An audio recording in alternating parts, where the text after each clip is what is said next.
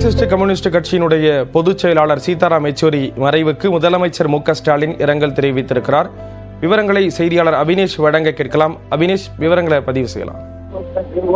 Marxist communist கட்சியினுடைய பொதுச் செயலாளர் சீதாராம் யெச்சூரி இன்று பகல் 3:05 மணி அளவில் உயிரிழந்தார். இந்த நிலையில முதலமைச்சர் மு.க. ஸ்டாலின் தன்னுடைய ஆழ்ந்த இரங்கலை தன்னுடைய எக்ஸ் வலைப்பக்கத்தில் குறிப்பிட்டிருக்கிறார்.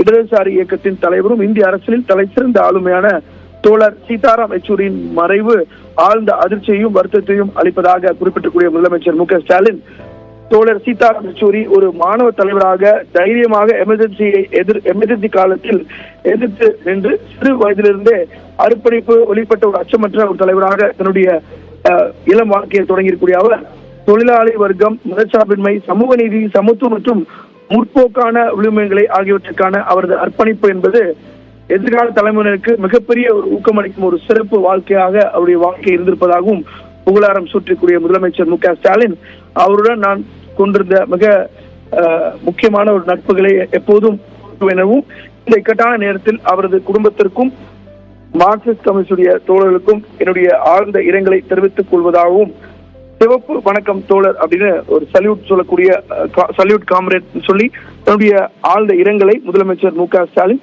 எக்ஸ் வலைப்பக்கத்தில் குறிப்பிட்டிருக்கிறார். விவரங்களை வழங்கியதற்கு நன்றி அபினேஷ்.